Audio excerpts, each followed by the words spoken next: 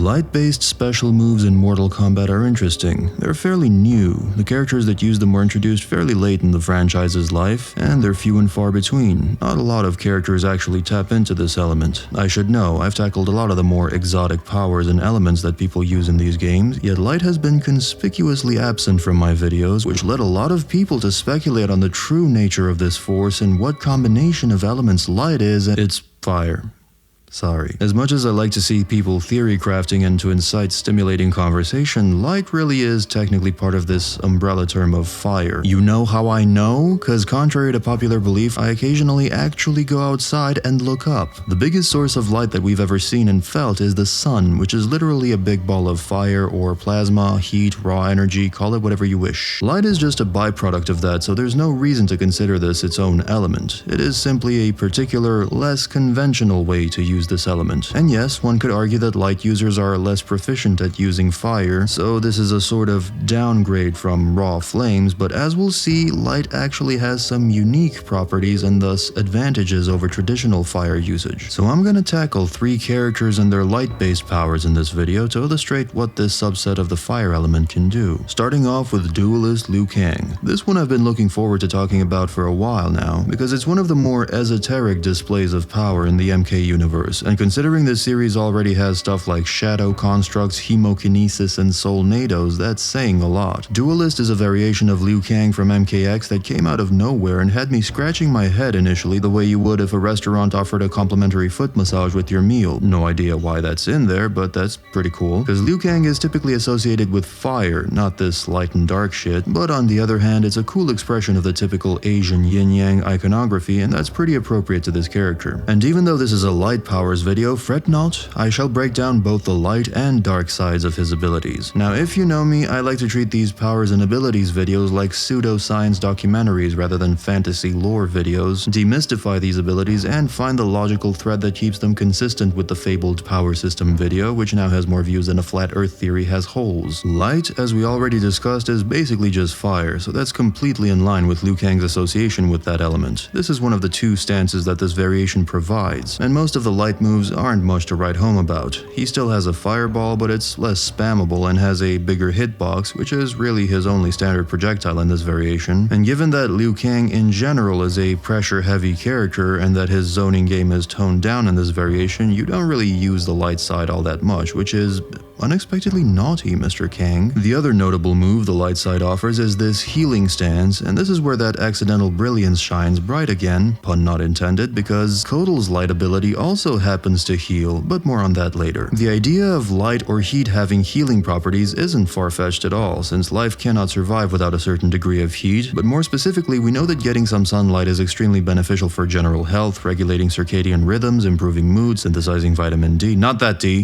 which helps with bone health, lowering blood pressure, and as they're finding out, sun exposure might help treat certain skin conditions too, as they're using UV radiation exposure to treat things like psoriasis, eczema, stuff like that. I know all of this because Andrew Huberman told me so for the umpteenth fucking time. It's true, not only can the sun improve your bone mineral density and fix your stupid scabbing, if all else fails, it may also help with your ugly ass mug by way of melting it right off through prolonged sun exposure. This adequately highlights the duality of light and heat. It can both help and hurt you, and so it is with these abilities. One heals and the other blasts your fucking face off. Now, sadly, even though the healing stance is cool and shit, it's practically unusable in a real game. It's way too slow, you have to actively channel it, and going to a dangerous neighborhood in the middle of the night yelling out yo mama jokes and bending over and exposing your nether hole in full blow of the wind would leave you less open to attack than this move does, so once again, shame on you naughty developers for favoring the dark side on such a noble character. But I quite like it power level wise, because I think Liu Kang's mastery of light techniques can and should pale in comparison to that of a true master like Kotal Kahn, who's literally modeled after a sun god, so it's very appropriate in that sense. And I don't blame them for keeping this stance so underpowered. Healing is one of the most dangerous abilities to implement in a fighting game and can easily break the entire game if you're not careful. But on to the more usable stance in this variation, which is the dark stance. These moves act as setup tools, and what a setup character is in fighting game lingo is one that employs all sorts of traps, mines, bombs, constructs, various outside tools and forces that that act independently of the character in order to help them keep the opponent pinned down or to catch them off guard. Setup characters are one of my favorite archetypes, with Hat-Trick Kung Lao, Dualist Liu Kang, Hunter Predator, Cyrax, Grandmaster Sub, and Reptile's General Force Ball game plan being some of my favorite examples. These dark side orbs act as ticking time bombs. You cast them, stop them, and they explode after a few seconds, the goal being to keep your opponent pinned down as you pressure them, or drive them into one as it explodes, which sounds complicated, but you can do some pretty cool things with this variation once you master it. It also has a charge-up move which enhances the damage of the balls to ridiculous levels, except it leaves you just as vulnerable as the horribly phrased analogy I made earlier. Still more useful overall. The big question though is, what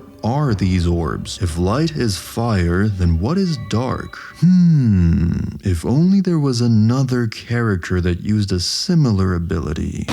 If they look like force balls, move like force balls, stop and start like force balls, and even explode like force balls, then they have to be force balls.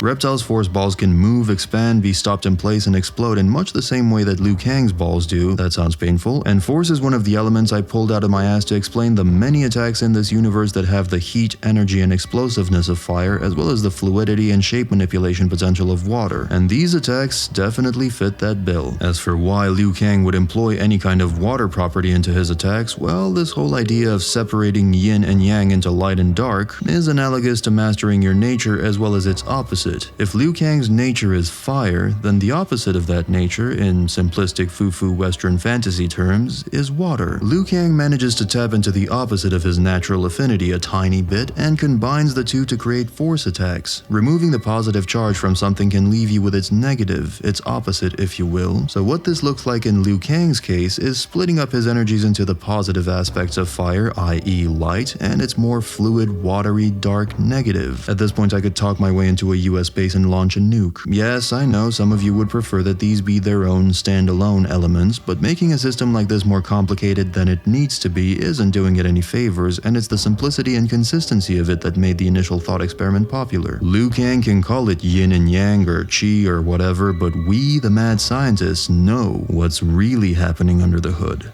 Lots of balls. Ashrah. Now Ashrah's a little weird. In her newer incarnation, she's consistently portrayed as a light and dark user, but in her original Deception version, she uses some very nondescript particle effects that could be one of many things, and the naming scheme doesn't really help either. Her energy attacks look like they could be fire, or they could just as easily be lightning or force. Her falling blast attack, reminiscent of Kai's falling fireballs, is called Heavenly Light, but the straight shooting version is called Lightning Blast, so yeah, looks like they really did want to make her a female version of Raiden early on. And then one of her fatalities is just straight up white bluish flames. In any case, based on all of this, as well as her overwhelmingly light themed version from M1K, it's safe to peg all of these attacks as fire. Even her torpedo headbutt thing makes sense that way. Fire can obviously propel you forward.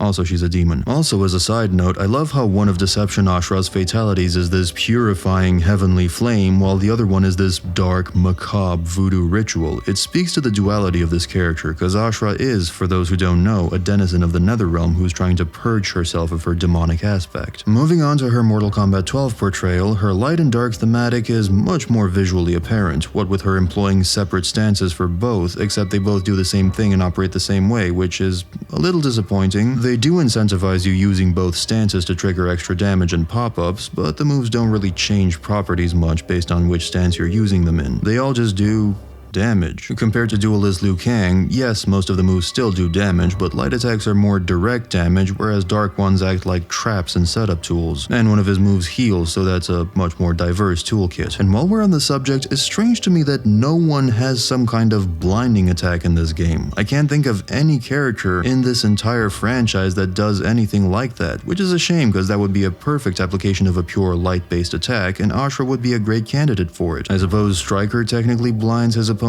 with his flashlight during his X-ray move in MK9, so there is that, but on the whole, very lackluster use of blinding flash. Anyway, there are some functional differences in the way her special moves operate based on which stance she's in, with the general theme that her light attacks are more direct while the dark versions are more devious, like hitting from below and whatnot, which is consistent with how Liu Kang's variation operates, and it's a nice touch. Her fatal blow uses these little light feather constructs that pierce the opponent and explode, which is a very curious usage of this element. You can can still make the plasma argument, almost like tiny lightsabers that penetrate the opponent and then explode like regular fire, but regardless, it's a great deal of shape manipulation and control. It's almost like this attack is both light and dark, aka both fire and force, because it has the properties of both. The heat and explosiveness of fire and the shape manipulation of force, which makes sense considering it's her strongest attack, so it could naturally combine everything she's capable of. And her fatalities both hit the same beats: light projectiles, searing flame, and a plasma whip worthy of Star Wars. Overall, a great light user and a worthy upgrade from her deception form, at least stylistically, but I still feel like you could do more with her. I'd really like to see a blinding flash. A blinding flash! Or something along those lines in future versions. A word on Tanya. I'm sure a lot of people see MK12's version of her as utilizing some kind of special element because the particle effects look so pretty. It's basically fire. Tanya has always been associated with fire, and her M1K incarnation is no different. Now, granted, her 100 type Bodhisattva move does look a lot like Ashrah's light constructs I mentioned earlier, so we can log her as fire/light if we really want to. Personally, I think this is a terrible incarnation of this character. The one good thing about her is, unlike most other characters who are exactly the same despite being supposedly different versions in a different universe, Liu Kang actually managed to change Tanya completely, which aptly shows the limitations of this kind of multiverse storytelling, because you either don't really change the characters and people call you out on it, or you completely change the characters, which begs the question of why? What's the point? This isn't Tanya, that isn't Havoc, and that most certainly isn't Kuai Liang, so, like, why? Just make new characters, bro. It's a lose-lose scenario, kinda like being stuck in a sex dungeon where the only two ways out are guarded by Goro and Motaro, take your pick. So, thanks, I hate it. Kotal Kahn. Imagine being somewhere between a regular human and Superman, who derives superhuman abilities from the sun. Kotal gets a whole lot more than just vitamin D from his outdoor morning stroll. Now, it's unclear how Kotal manages to magnify the sun's rays, or if those even are actual sun rays. Perhaps he actually thins the ozone layer in that target area, which is more plausible and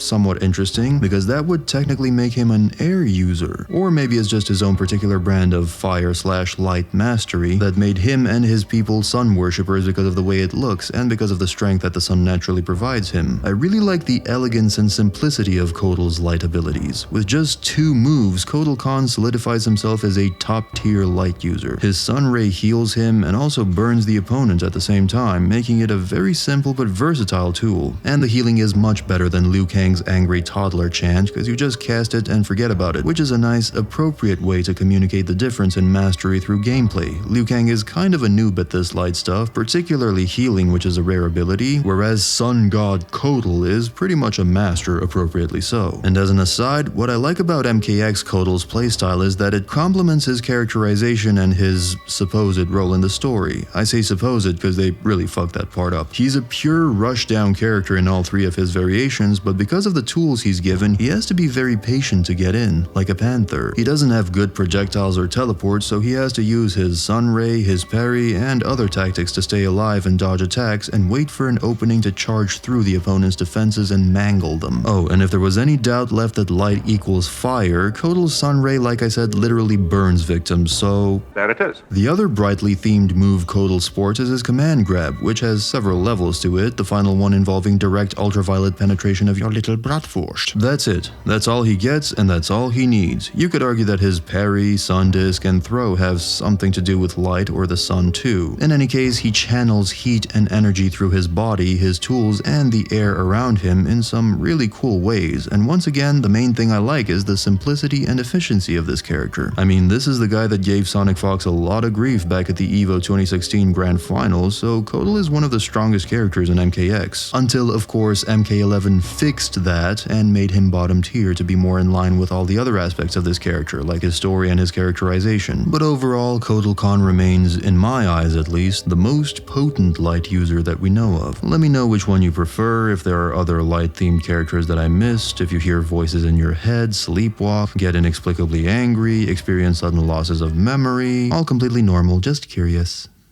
For a video about light, that got dark pretty quick.